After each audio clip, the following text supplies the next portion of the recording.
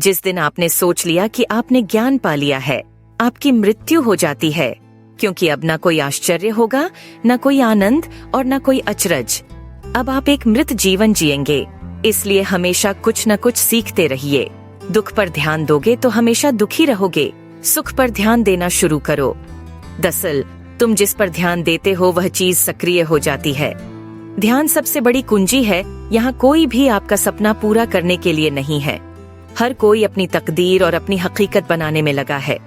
अगर आपको अक्सर ऐसा लगता है कि सफलता आपके हाथ नहीं आ रही, तो शायद अब आपको अपनी कोशिशों में कुछ बदलाव लाने की जरूरत है।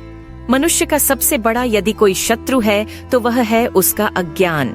मेहनत करने से दरिद्रता नहीं रहती, धर्म करने से पाप नहीं रहता, मौन रहने से कलह नहीं होता। कर्म, ज्ञान और भक्ति का संगम ही जीवन का तीर्थराज है। अपनी असफलता पर अफसोस करने के बजाय फिर से शुरुआत करें। अफसोस करने में वक्त न गवाएं।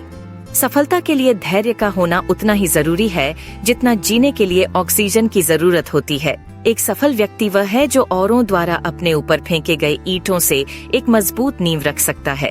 सफल बनने के लिए खुद में इतना वक्त लगा दो कि किसी और की बुराई करने का वक्त ही न मिले। सफलता की राह में रोकने वाले हजारों लोग मिल जाएंगे, परंतु खुद को हमेशा आगे बढ़ते रहना चाहिए। हारना सबसे बड़ी असफलता नहीं है, परंतु हारने के बाद प्रयास करना छोड़ देना हमारी सबसे बड़ी असफलता है।